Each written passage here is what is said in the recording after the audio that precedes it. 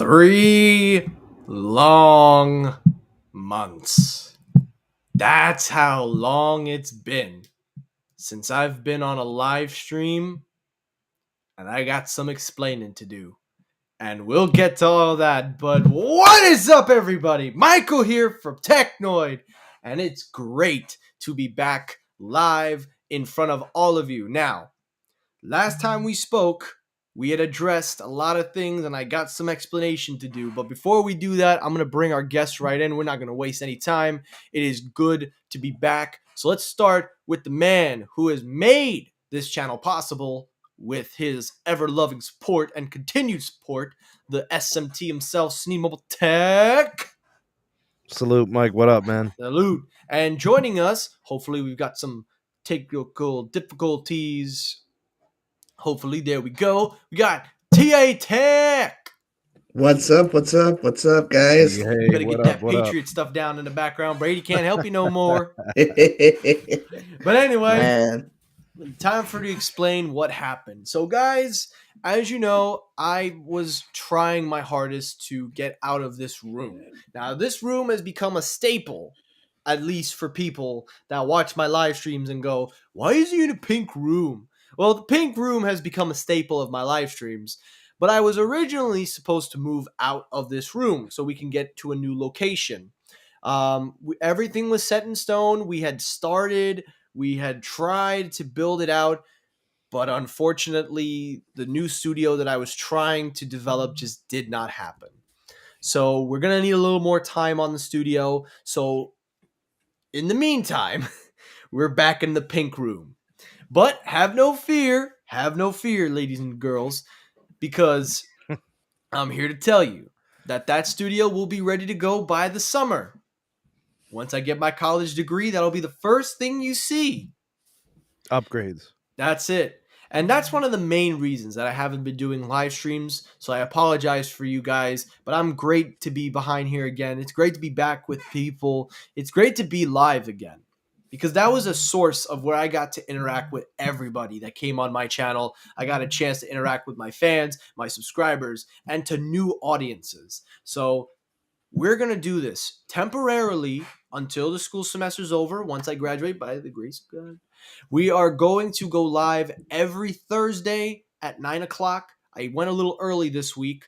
But starting next week, every Thursday at 9 p.m., it'll be either a solo or a guest sported show. Anyone and anybody is allowed on. The rules have not changed, but that is just a temporary schedule until my college schedule gets a little bit flexible. Maybe we go back to Friday nights. Maybe we move to Saturday. Who knows? We might even have multiple live streams. Oh, snap. But we'll wait and see. But for now, every Thursday at 9. Nice. Or 8 o'clock. I'll let you guys decide that. If you want 8 or 9, you could pick, because Technoid is back live. So it is great to be back live with the two most important people on this channel. It's great to see the man himself, who's always changing his channel, surprisingly. What's up, Tito? Good to see you, my friend. Silva, long-time supporter. Great to have you back. Always good to see you in my live chats. TA, you're most definitely keeping everything hounded and hogging. Sneed is in the house. We got him going up in there. We got Blaze. Good to see you again, Blaze. And Miles Tech. Good to see you again. What up, Miles? Alrighty, before we get going, before we start talking about the March 2022 event, which is one of the main reasons I brought TA Tech on, because TA, you love Apple just as much as me. Until you check my Twitter account. Until you check my Twitter account. But real quickly, before we move any further, as you know, we are now officially a partner of Rogue Energy, and also cue that background. Ooh, new background design. I like me some detail. But yes, Rogue, as you know, is a permanent partner of this channel, and I want to thank them for their continued support. Please, ladies and germs, go to rogueenergy.com, get yourself some Rogue, promo code Technoid for 10% off. And I'm going to be doing this every live stream. Every week, I'm going to recommend my personal deal of the week. We're going to have a deal of the week, flavor of the week, whatever. So, for this deal of the week, for those of you looking to get into Rogue Energy, I got a personal recommendation. Get yourself a starter kit. You save $4, but here's the thing they don't tell you. You can customize, pick any flavor you want. You can get any shaker. That includes a 24-ounce shaker. That's good value right there. And the best part, any flavor. Doesn't matter which one you get. Extreme, hydration, shake. That's a good starter if you're looking to get yourself into Rogue. And my flavor of the week this week, I'm picking the flavor. I recommend to those of you that are gym, workout, ethic people, I recommend Extreme Green Apple. Yes, delish. So that's my flavor of the week. And Blaze even knows it's delicious. See? We got a testimonial. Yep. Testimonial. So go on, everybody. Check out RogueEnergy.com. Find your next favorite flavor. Find the next best healthy alternative energy drink. And remember, people, every time you use my promo code, every time you buy a tub of Rogue Energy, it goes right back into the channel. And it also helps my stock value with Rogue. Because if y'all don't know, I am one of the few YouTubers that is part of their Rogue profile that is not a gamer. And that is a huge, huge compliment for me. And I appreciate Rogue for giving me the opportunity. I have proven it, and we're going to keep proving it. But yes, Need Mobile Tech, this is a flavor I recommend for you. Workout-aholic. It's got BCAA. So there's your amino acids right there. Let's do it, man. Get yours at the end of this show. But anyway, RogueEnergy.com, promo code Technoid, 10% off. Yeah. Alrighty, let's get down to business. So as you know, Apple had a March event. I don't know how many of you guys watched it. I know I did. Sneed didn't watch it. Terrible, man. Terrible. Hey, look, unless you were excited about the products and you had to see them during the event, you know, like I was at work. I mean, it was going to be impossible for me to watch it. Yeah. I can't tell my students, hey guys, hold up. Let me get about 30 minutes. Let me peep this event real quick. I'll get back to you. You know, I can't do that. So. True that, man. True that. Nah, man, I was there for it, and let me tell you, that was very interesting. If you ask me, listen, I wasn't expecting it to be as good as it was. Let me just say that. You know, why they went on about the iPhone SE is still beyond me. Oh, don't worry. Bruh, We'll get to that. Do not worry, bruh. my friends. You Do know, not worry. I still think that they could have kept that short and sweet, but Well, I'm going to tell y'all something. I'll tell you a little secret. If you don't follow me on Twitter, for those of you watching me tonight, follow me on Twitter at Technoid12. I had a field day. I enjoyed myself, and everybody saw it. I pissed off some Apple fans, especially that dude, James Apple. Nah, he's a good dude. But oh, I damn, pissed off everybody. You pissed him off? That's hard. Nah, I'm just messing. I didn't piss him off. He's a good dude. He's Robo Apple. Says imprints the literal definition of the Apple dictionary just to send as a submission. Nah, I'm just playing. Don't come after me now, James. Don't come after me on Twitter. But anyway, I watched it. I had a field day. Also, a lot of people ask, why do I itch my nose whenever they say, oh, it's so obnoxious? Listen, allergies. Sorry. Hey, you know what? As long as I ain't picking my nose, that's for fact. Right, exactly. But anyway, let's talk about the Apple event. Now, going into this event, me and almost every source was wrong, except for a few of them. So when we covered this event, we talked about how Apple was possibly revealing 3 different Macs, and of course it led to the speculation that they were going to upgrade the M1 chip to the M2. However, that is the furthest from the truth, as we now know that that was not the case, but rather something better, if I say so myself. So, let's take a look at this event. So, obviously the big highlight of the show, which my personal favorite is on this chart, the Studio display, and of course, the all-new Mac Studio. The iPad Air got a nice refresh, we'll discuss. The iPhone SE, the new color, Alpine Green, Vomit Green for the 13. and some content for Apple TV Plus. So, let's not waste any time. Let's go to the one that had everybody and their mothers questioning why in God's name did Apple make a full package about a 7-year-old phone? I am, of course, referring to the iPhone SE. Now, listen.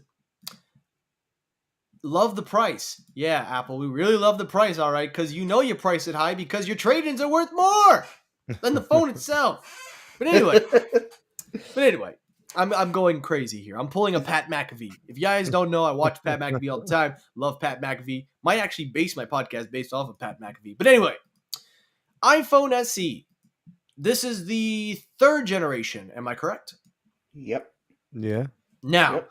I'm going to break it down real quickly for you fancy tech nerds and also non-fancy casuals like myself. And for those of you that already know what's about to happen, you know.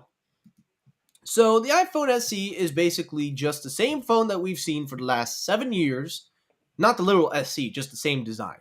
It's the same design, but this time around they're doing something a little different. So for starters, we now have 5G, which to me is okay, but knowing the battery life on that thing, rip. But thankfully, they only did sub 6. Yeah. So they did low band, they didn't do millimeter wave, so that's one way to reduce the stress off your battery. They promoted the same goddamn camera. Open the Google Home app to reconnect to Wi-Fi. What the hell is that? Did y'all hear that? Damn, Google be coming out of left field.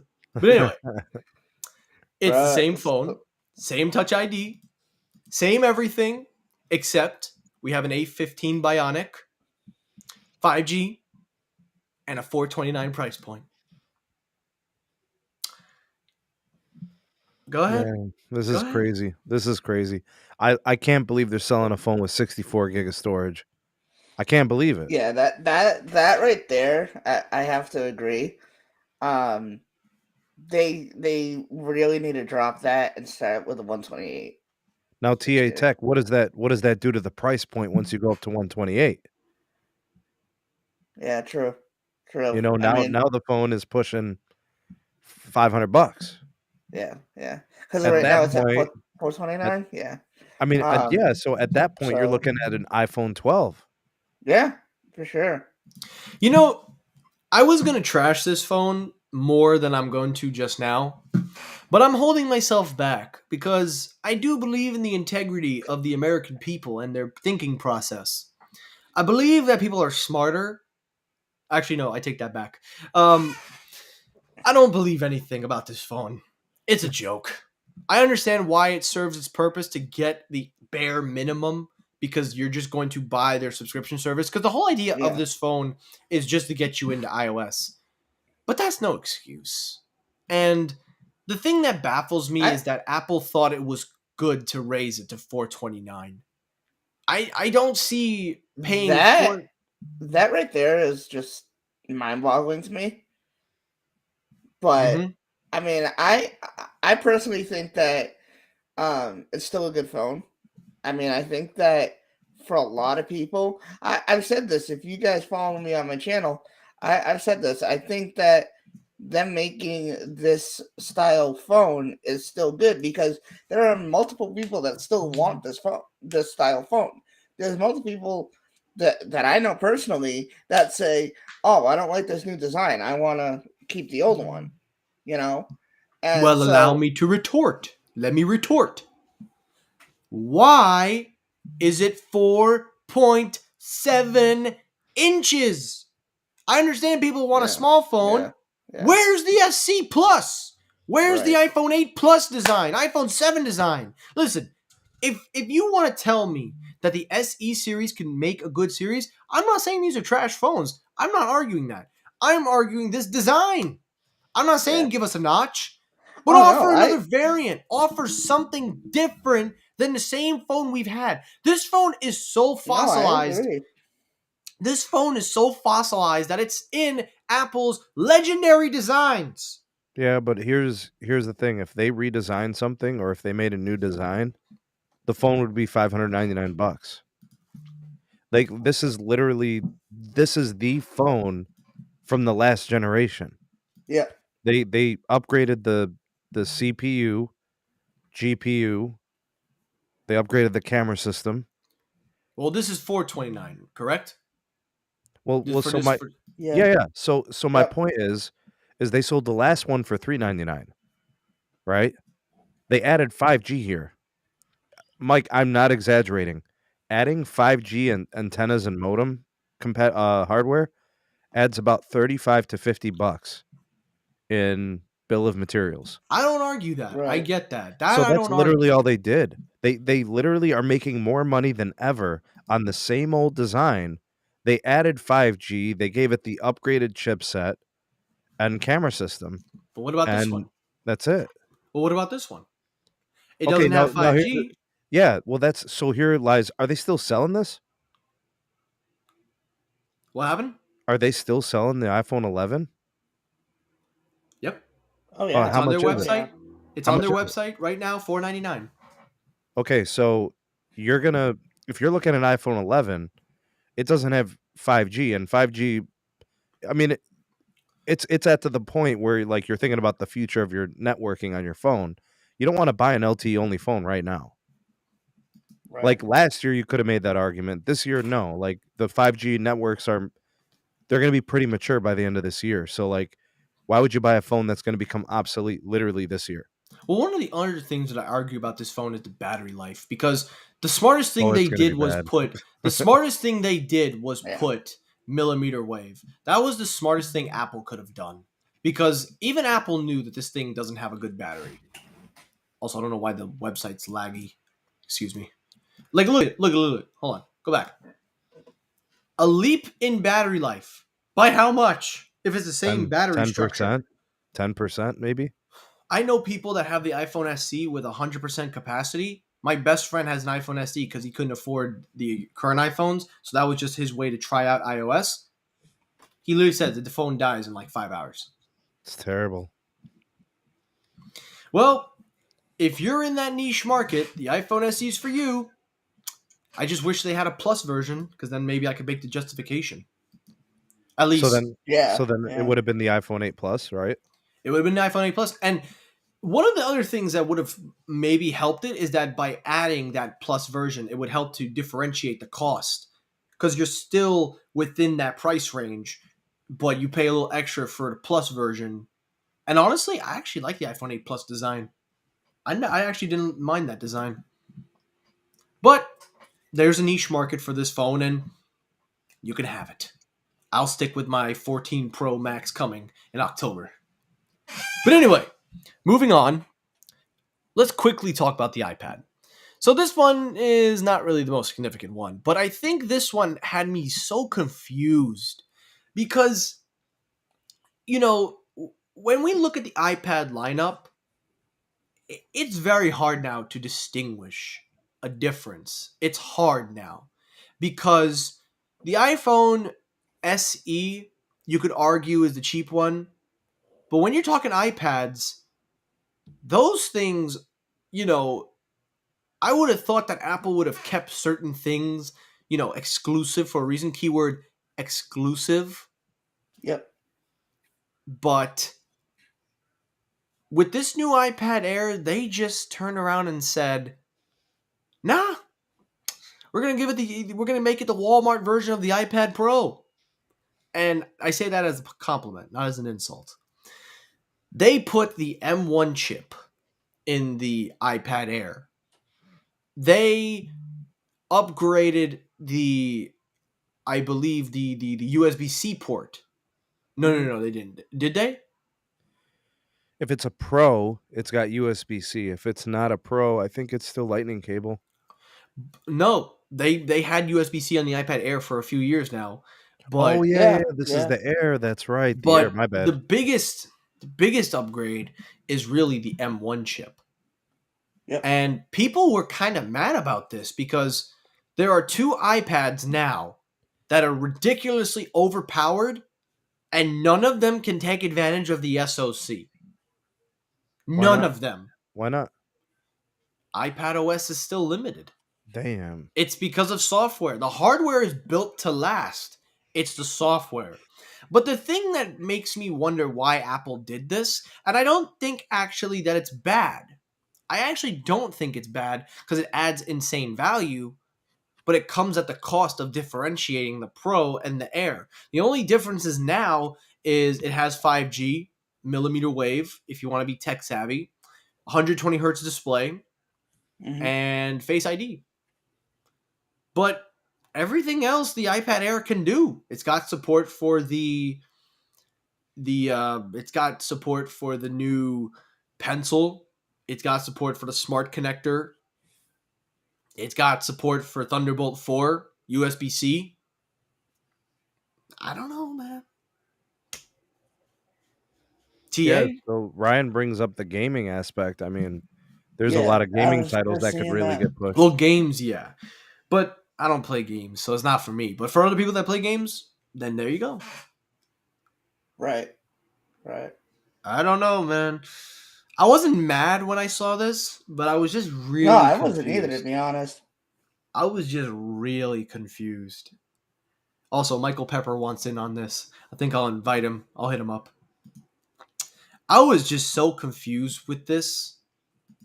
And I guess it makes sense because it does add good value. Mm-hmm.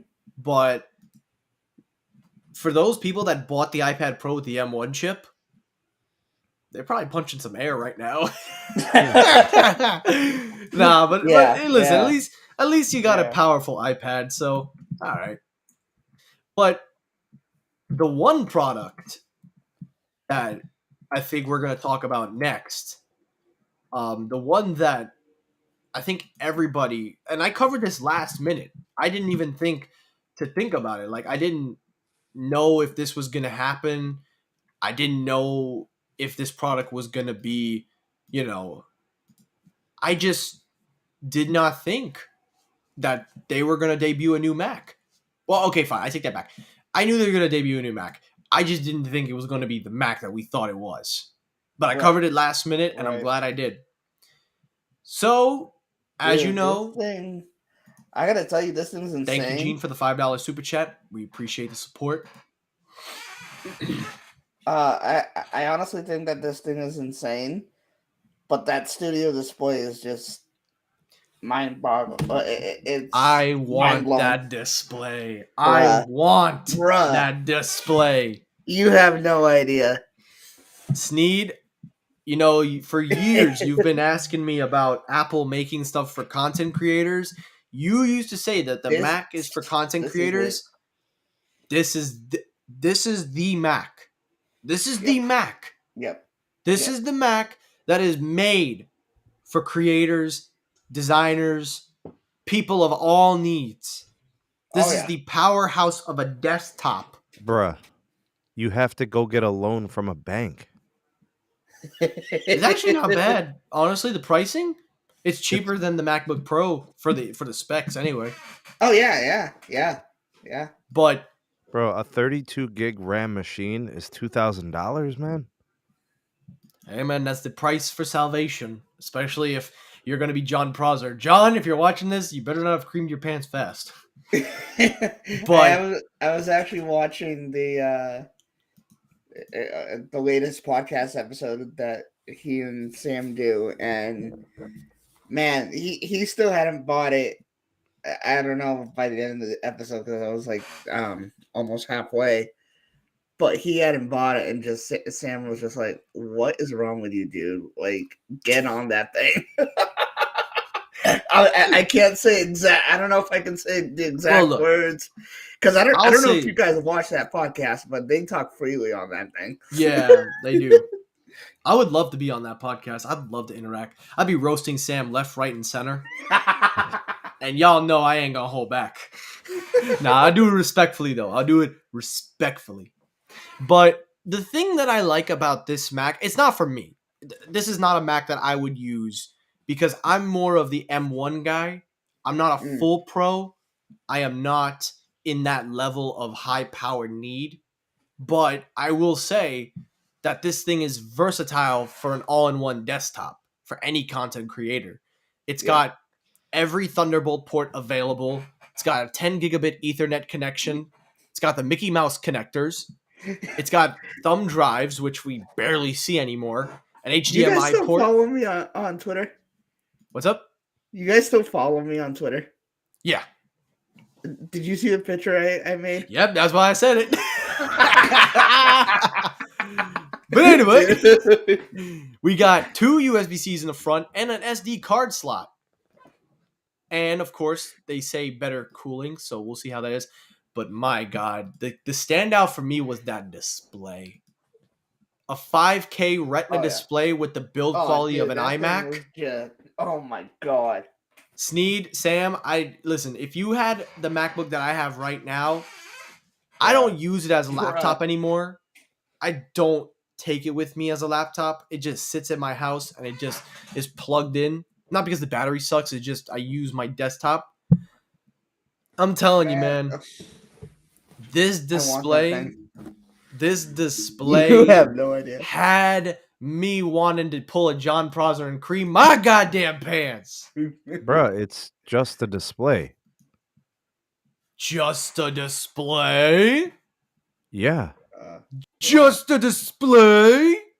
Okay. I'm pulling Pat McAfee. Just a display? All right. So what's the business? Tell me about this thing. I'm gonna let the man take it over, Mr. Michael Pepper Tech. Why don't you serve some knowledge? I'm gonna let you take the floor. And also, I gotta move Sam because his head got blocked off. I want to see the receding hairline.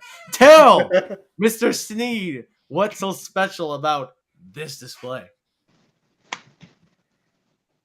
So there were some people complaining about the whole idea that it's only 60 hertz, and I was doing some research and thinking about it. For comparison, the 16-inch MacBook Pro runs 7.7 million pixels at 120 times per second. Now keep that number in mind. There's 14.7 million pixels on this, so nearly twice the pixels. So when people are complaining like, hey, it's only 60 hertz, you got to keep in mind you're running that many more pixels, and these are designed for people to run 2 or 3 of these things potentially on one machine, versus on a laptop they're not really. Yeah, you can do it. You can plug in 3 of these into a M1 Max laptop and a 4K display. But if you do all of that, including the 16-inch display, I did the math on it, that's 68 million pixels. That is insane.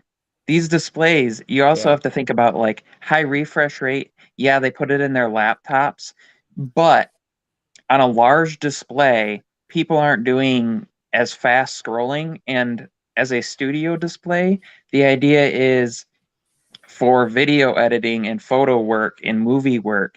If you're editing videos, what do most people? They're editing 24 frame per second, 30 frame per second footage. Like that's the cinema stuff, is 24 frame per second, 30 frame per second.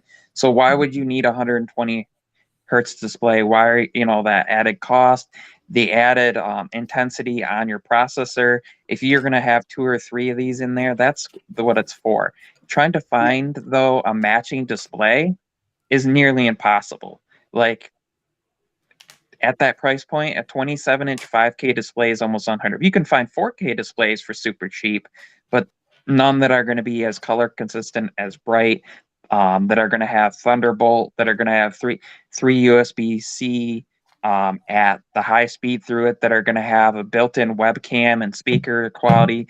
I bought an LG monitor. I got a 27-inch. It's a 1440p. When I bought it, it was $400. To find that on Amazon today is $700. If you go to a 4K one, this is the weird thing. Today's market, a 1440p display has doubled in price, but to go to 4K, it's like $100 more. It's kind of stupid the way the marketing is. But then when you think about going from Quad 4K to 5K, it's like 60% more pixels. Mm-hmm. Now you get it, Sneed? No, I don't. It's the market that it's for. It's basically it's an iMac without the Mac. Yes. It's not the build. No. I understand, but I'm looking at the rest of the marketplace. So LG. Okay, so like Ryan mentions it. He says LG Ultrafine 5K is $1,300. That's a better display than anything Apple could dream of producing. And it's $200, $300 less. Like in Apple's wildest dreams, maybe in 2 years they'll make a display as good as that LG. Maybe in 2 years, maybe 3. And I it's don't know. $1,300. I don't know, man. That display, I mean, Look, maybe it's, so here's the thing, like, you guys are talking about all these ports and all that's fine, that's cool, I get it. But like, and I'm not questioning the machine, I'm just talking about the display. The machine, it all depends on who uses it and how they use it. Because here's my opinion. If you buy an iPhone for $1,000 and you do everything with it, it's a bargain. If it makes you money through work, if it's your multimedia consumption device, if it's your communicator, if it's your texter, if it's your camera, if you do everything with a device, it's priceless. The price doesn't matter, right? But this display, Right. if like you have to be telling me that this display will do something that no other display could do because nothing else commands this money. there is one thing. There is. And it's something that I didn't talk about. Inside of this display, there's a CPU.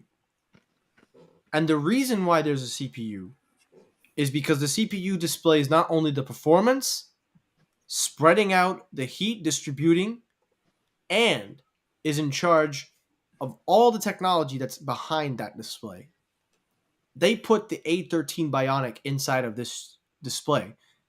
Tell me where we've seen a display manufacturer have a chip regulate the entire system that's going on behind that display to not only ensure that each pixel has every color coded match, but also to regulate the heat, the processing, imaging. I don't think I've ever heard of a company doing that except for Apple. But as a display itself, if it's about the display, like producing the picture, the image quality, and LG is providing the panel, I bet you they're giving them their second, third, or fourth best panel. They're keeping the best for themselves. I This is the wonder same. who does Oh, provide yeah. the panels. This is the same situation with Samsung. They don't give Apple their best display. They give Apple a good display that Apple is happy to pay for, whatever the amount is, whatever their agreement is. They're not going to give them the Note display. They're not Oh, going to give them the S22 Ultra display. They won't. That makes no sense. Why would you give your best product to your competitor? So as a display, I can't think to myself this is going to be the best display. But if it is like you're describing, and all those things you're discussing with, like, the processor and all those other features, if that makes it the best for you, then you're going to buy it regardless. I'm just looking at it from an actual display. oh yeah. Is it better than the $1,300 5K LG as a display, producing the image, colors, refresh rate, all whatever it is, comparably. And I would think the other thing to consider is the speaker system that they put in there and the technology that they put in there, because try to find like a pair of desktop speakers that support the spatial audio technology, like Dolby Atmos type of thing, for that price difference, and then try to find like a 1080p camera that follows you around, that has the tracking, that has the technology that's in there, that's all built into this. And I think that's what it's all about. And it's all about one thing, like small footprint. I think that's part of the and then Yeah.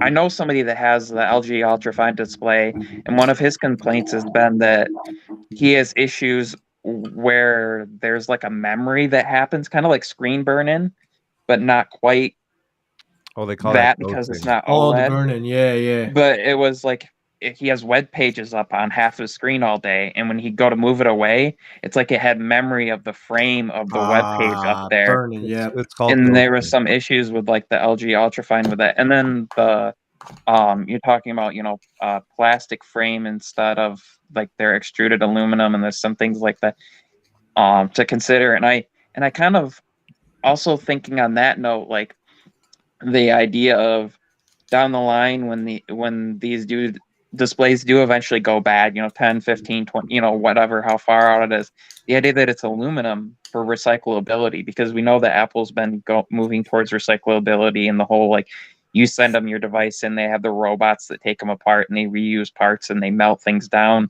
Being aluminum is a thing to consider, and just like durability over time. And I don't know, I think to try to find something that's comparable,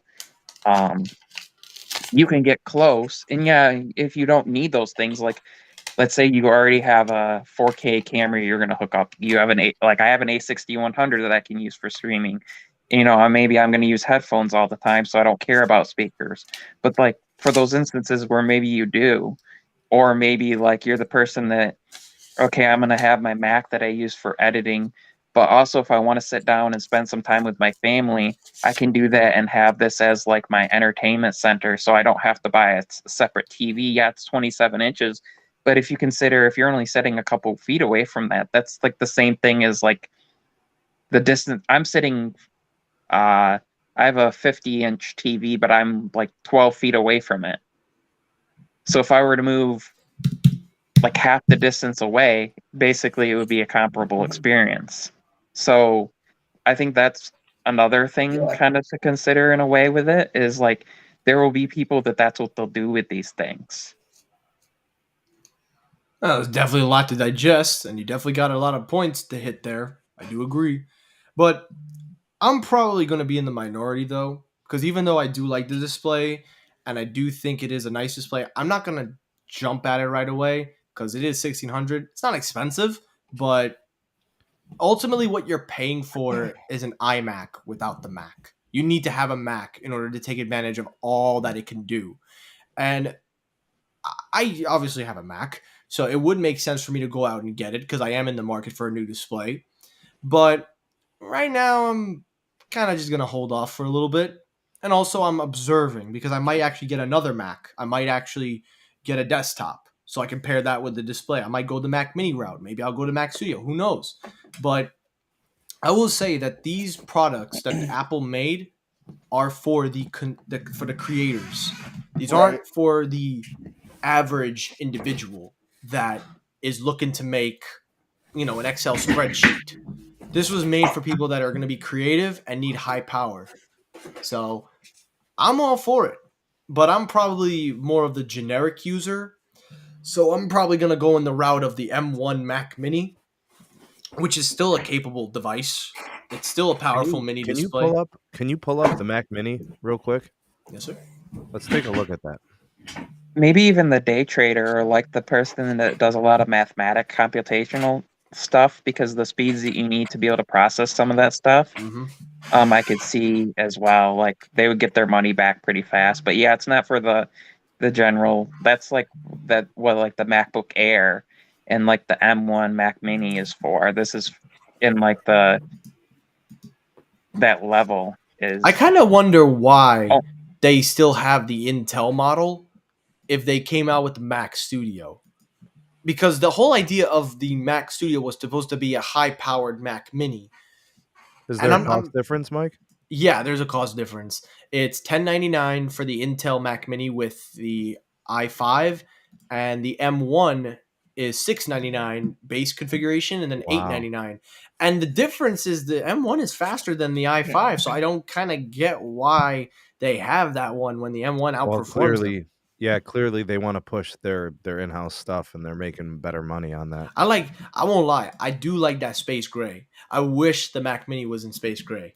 I do like that. But for me, though, this event, I would say for me, it kind of re-solidified my stance on where I'm at as a creator, as a user. I'm definitely not a pro user. I admit that. I'm not on the level of an M1 Pro or M1 Max. Okay, fine, maybe M1 Pro. But I'm probably the guy that will go in and go, all right, I'm looking at these Macs. Do I get the M1 model, which will probably be more than enough? Or do I go with the one with the M1 Pro or Max? And it's not even a matter of price. It's a matter of what I do. And I'm probably, and this is going to sound controversial because I've been trashing this computer, but I'm probably going to go with the 13-inch model. And the reason I say that is because I do essentially the basics. I take it to school. It's small and portable. The M1 chip will deliver enough power. It's faster than my i7 right now running. And it'll probably be able to do everything I need. And it only solidifies my average use because the way that I look at when you're buying products is that it solidifies to you who you are, the consumer, what you do, what your needs are. Yep. Most people automatically think, oh, M1 Pro and M1 Max, I gotta jump and get that one. I must get the best of the best. Only to realize you threw away thousands of dollars and you don't even utilize that kind of power. You just wanted it because you jumped at an impulse, or you just thought Yeah. having the best meant having everything, when clearly it's the opposite. You could even make the argument that the MacBook Air might even be good for me. No, I take that back. That's never going to happen. But It depends I on will what you're say, doing. depends on what you're doing. But nah, that's not for me. One USB-C port, I need more. That's one of the reasons why I didn't upgrade my Mac this year. I was kind of hoping that Apple did upgrade that 13-inch model, even if they put an M2 chip in it or whatever. I was just kind of hoping that they would upgrade it and add a few extra ports, because then I could definitely get rid of my 15-inch and go down to 13. But I'm in a weird situation right now. I really want to upgrade my Mac, but I don't want the new MacBook Pros. Not because of money, not because of price. I just don't want it because I know for two things. Number one, I hate the design. You're never going to tell me otherwise. You can't say anything to convince me that design is good. I'm not going to be convinced. And number two, and I'm just going to say it, I'm not an M1 Max user, and I look at the M1 Pro, and I'm still finding arguments on myself. Am I going to utilize all that power for the M1 Pro? So for me, I'm in a weird situation right now. I'm still trying to figure it out, and I'm still trying to worry. What Mac you holding up there? Which one is that? The 14-inch base model M1 Pro. That's So all right. I had the base model M1 Air, and it suited me well. I had that for over a year. I used the hell out of that thing. I went from I had a 2014 MacBook Air, only had like 4 gigs of memory, 128 gigs of storage. And then I had built a PC and I was kind of using that, but mainly I was just using that for streaming. I had bought a Razer Blade laptop, hated that thing. It was so loud. The fans ran all the time. You had to like disable the Razer software to get the fans to shut off. But even then, if you were trying to stream or anything with it, it was like a blower machine. So I got the base model M1 MacBook Air, and like I said, I really used it. But then I was starting to have issues with like when I was doing my thumbnails and stuff, that it would hang up, editing the photos and things like that, and getting more back into photography. And I wanted one machine that I could edit my videos and stream from. And there was issues with using my Sony camera as a webcam. For some reason, I don't think there was enough bandwidth with the 2 ports, even though technically the bandwidth with those 2 ports is the same bandwidth that the 16-inch Intel MacBook Pro had. Because the 16-inch Intel MacBook Pro with the 4 ports, they actually split the bandwidth between each 2. So basically 2 ports split it in half. So you had the same bandwidth with just 2 ports. So using dongles and stuff, but it just couldn't handle it. And then I think part of my mistake was not getting 16 gigs of memory. Well, I sold my Razer Blade, so I sold that for $1,000, which I took a big hit on because that was like half price. Yeah. But mind you, that machine was almost 2 years old at the time that I sold it. Mm-hmm. So to have a Windows machine, I mean, I paid like $1,800 for it. I upgraded the storage and everything myself, but to have it be worth half as much 2 years later is almost unheard of. But I sold it for $1,000. I traded in my M1 MacBook Air that was 14 months old at the time, and they gave me like $600 for it. So I used an educational discount, so I basically paid $300 to go from the base model M1 MacBook Air to something that's, you know, it's got twice the storage, twice the memory, technically twice the performance cores and you know, twice the graphics performance. Like for me, that jump was a significant. I don't think over that is worth it for most people. Yeah. Right. Yeah, I mean I look at it from time to time. I do kind of consider it from here and there, but I guess it just comes down to preference. I'm just not the biggest fan of the display, but I do appreciate the versatility of it.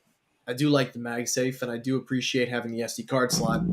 But I'll have to take some time to reconsider. If I were to That's get, kind of like me though. if I were to Um, reconsider this machine, sorry, go ahead, Tia Tech. no. Go ahead.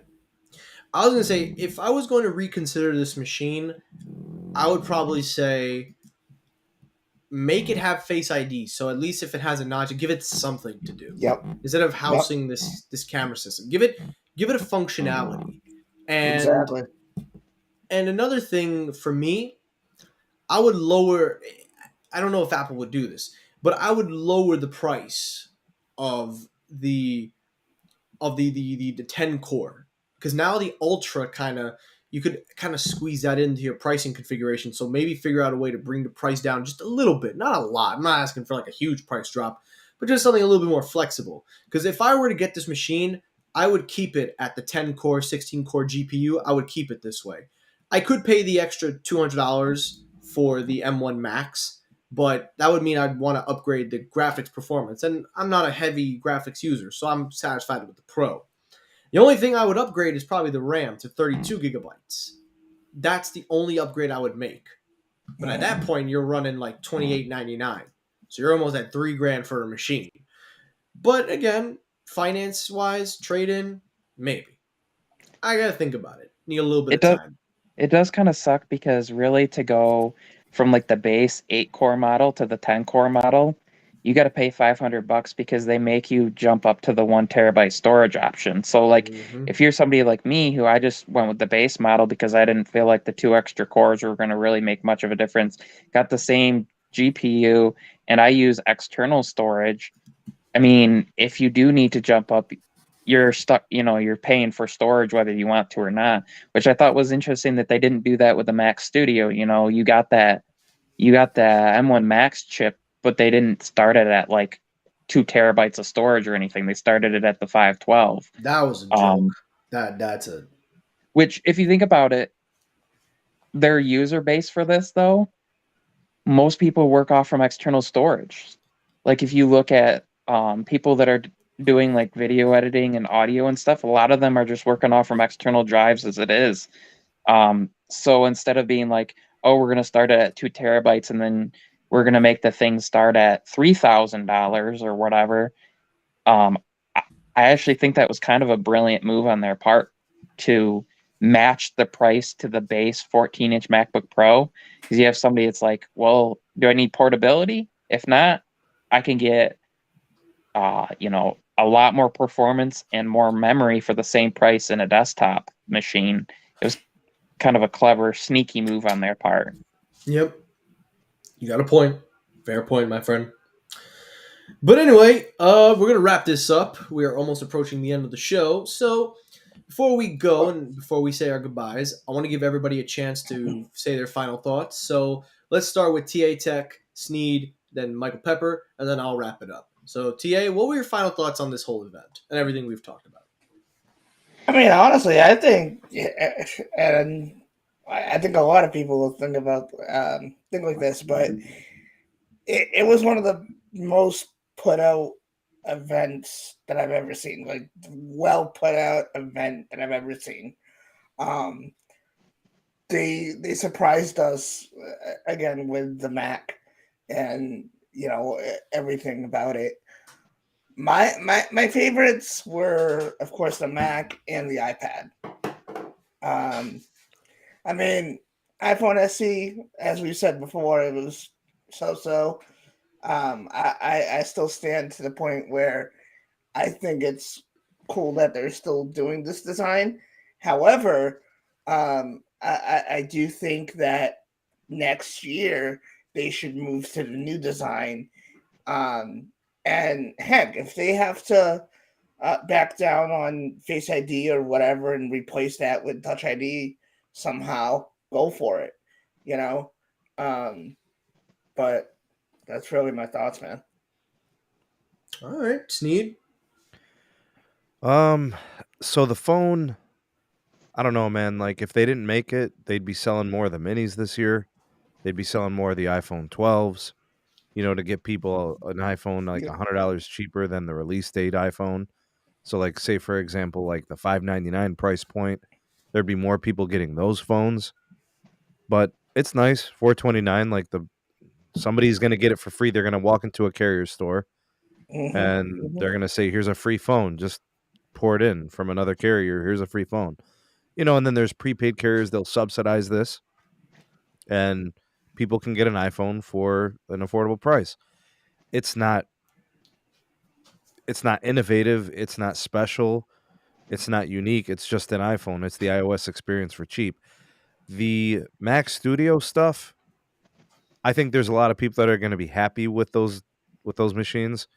I think they're very expensive, but if somebody is in the market for it, looking for it, they wanted it, they're getting it, they're going to be happy.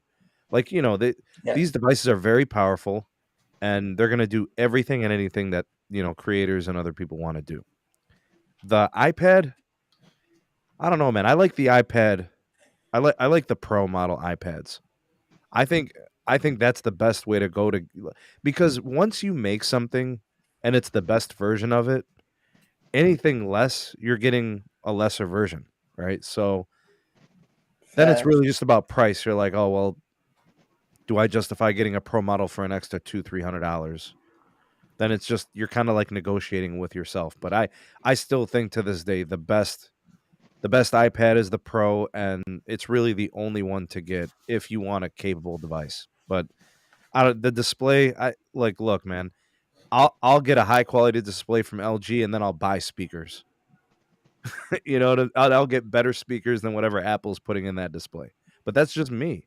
And for somebody that wants the all-in-one package, it's the same thing I said with the Mac. The Mac Studio. It's going to make people happy. I know why Apple made this stuff. And I know that people are going to buy it because this is what they wanted. All right, Michael Pepper. I'm glad that Sneed said what he said about the iPad because I was thinking the same thing, and I did a little bit of digging, and it was interesting because basically, if you go anything beyond the base model, so if you jump up to that 256, you can buy a 128 gig of the 11-inch Pro for the same price on Amazon right now, new, or for $100 more, so $849 actually, you can get the 256 gig model. So basically, you pay $100 and you get the Pro, and with that, you get the brighter display, the higher refresh rate. You get the Thunderbolt connection. So if you do need to connect external audio, external interfaces, hubs to port things through. There are some advantages with that as far as like connecting up a camera to transfer stuff off.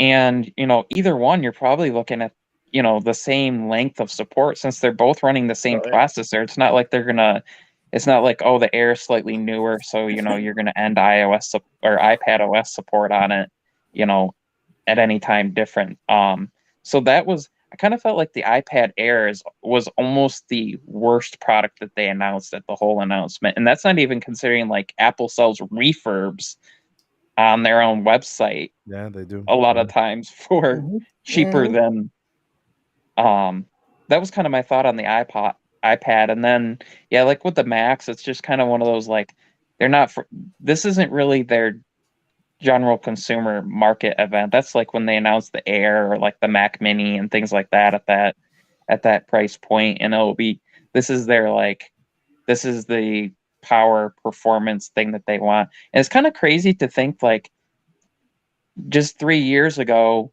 to get that performance, you're talking 15, 25, 50, $75,000 for the Mac Pros. Like insane to me that now these machines are spec'd out, are a tenth of the cost of the spec'd out Mac Pro, and these aren't even the Mac Pros technically. And I guess it's kind of it's kind of weird to see them listening to the customers and like throwing ports back in these things and bringing costs down on performance. That's a good point, Mike. Mhm. I'm glad you brought that up, man. Thank you. That's a Yeah, really good point. that is. And even the SE, I have a buddy of mine who uses one. He has a 2020 and he's looking at upgrading because he uses it for his work phone. He's plugged in most of the time, or if he's in his car, he throws it on the charger. He just needs a small phone. He's connect like AirPods to it to talk on. The whole 5G thing, there's some people that like quite literally, if I didn't have 5G on my phone, I wouldn't get service here, even though it's connected to LTE because the bands that are offered here. Like I've told Sneed about that before. We talked about that. Yeah.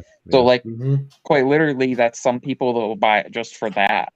And then if they have it, they could buy a cheap iPad that you could literally buy like the iPad for $300 and buy like a Mac Mini, and you'd have a whole ecosystem. And since the iPhone's kind of required to send more than just iMessages to be able to send regular, text messages through the same app, they'll have somebody that'll pay $400 for the phone just so their ecosystem works, and they'll buy like a Series 3 or like an SE Apple Watch. And so Sure. now you have somebody that's like at like under $1,500 and they literally have bought everything. Yeah, something that is a very, very good point. It's like the entry level ecosystem kind of. You get them into the minimum, and then they upgrade from time over time. Kind of reminds me of how I used to be when I was a kid. Started out with the iPod, the iPod Touch, the iPad, then came the iPhone, then the iPhone 7, AirPods. Well, to be fair, I was growing up in high school when this stuff was still evolving. We were all growing with the tech. But it's amazing how more versatile the lineup has gotten versus like so many years ago. It's crazy when you think Oh about yeah, it. yeah. But It is.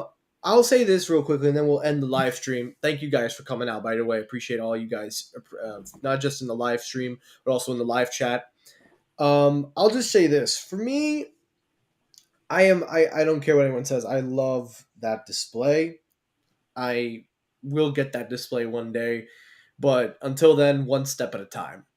But overall, I thought it was a decent event, just a way to start everything because usually the best comes later on. Next up is WWDC. We got our software. That I'm more focused on. I actually enjoy the software more than the hardware events. That's just me.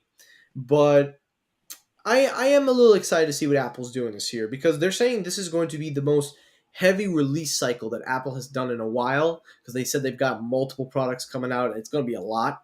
So we'll see where they're going. We'll see what they do.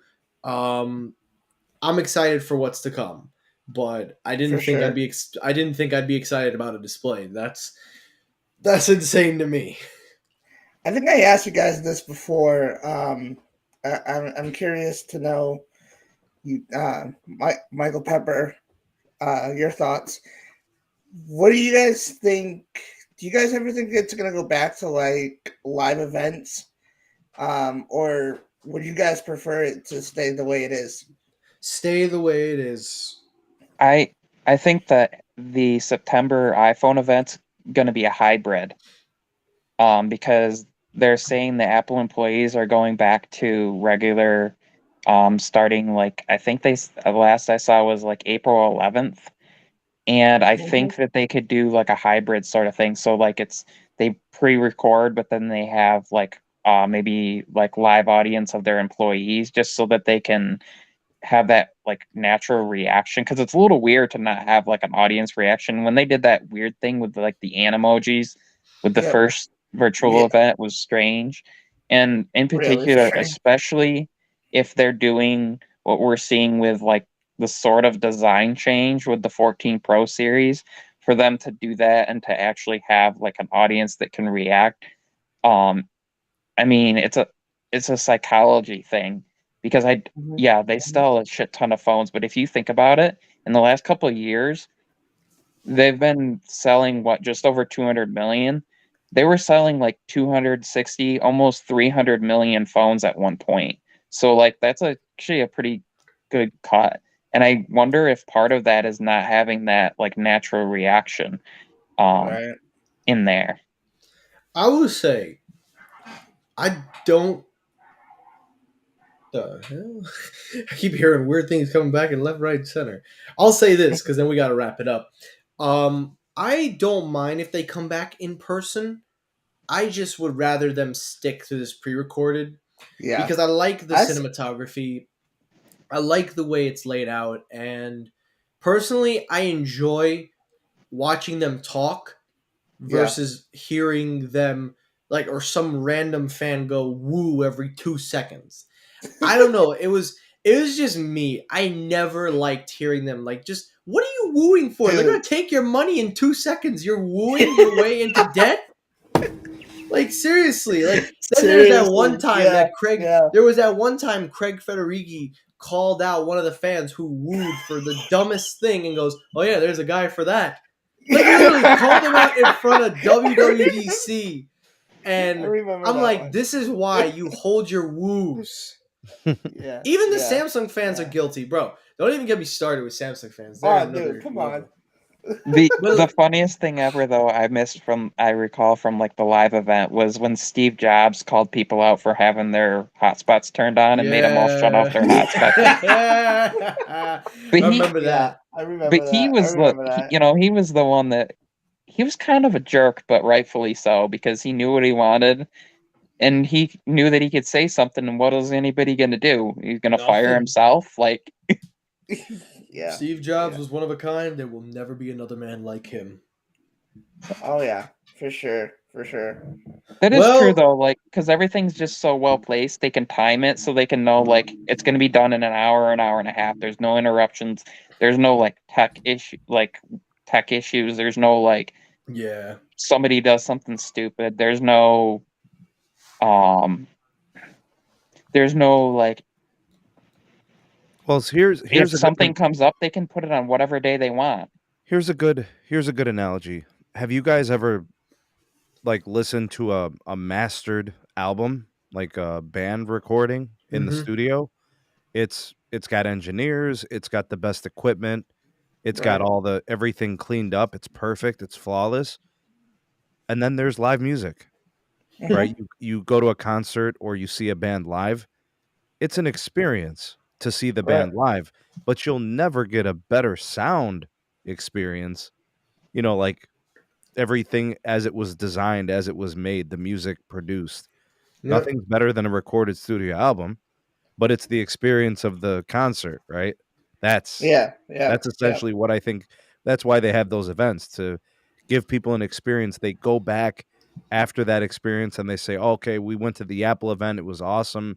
We saw it in person, and I got to Mm-hmm. see Tim Cook up there, and these engineers that were up there, and the delivery of the message, and this. It's just an experience. I mean, I Yeah, think other yeah. than that, what are you really getting that's better? No, yeah, you're right. You're right. It's like why I prefer. I mean, it's like I uh, I remember going and watching the Tigers game with my sister, and it was the last game when Pudge Rodriguez, their catcher, played for them, and then he went on. And all I could think was, man, I would have rather been at home watching this because we were way up high. And Yeah. at home you can get the close up angles, you get like multiple angles going on. You can mute the commentary if you don't want to hear it, but you can't really mute the person next to you who's like belligerently drunk, yelling at things. You, I Anybody mean, you can try, belligerently you could drunk at punch the them, but Apple event? so That'd be pretty Bruh. funny. Oh man, that's for Well, sure. listen, guys, I'd love to keep this convo going. I really want to keep it going, but we got to wrap it up. It's getting late, and also I got a few things to do. So we're going to end it here, but we will continue this conversation on another live stream. So that is it for our live episode of Technoid. We are signing out. I want to thank everybody that is on this screen tonight. I want to thank Michael Pepper Tech. I want to thank TA Tech. See, you forgot the H there. We got the SMT, and we got everybody, Gene, Tom, Siova, Tech for Your Needs. We got everybody in the live chat. Thank you all. Thank you for the super chat donation, G. And to everybody, thank you all for making my comeback on live streams a special one. I will be back to it more constant. I miss doing this, and it's great to be back. So everyone, you all have a great night. Take care. Stay safe. And as always, everyone,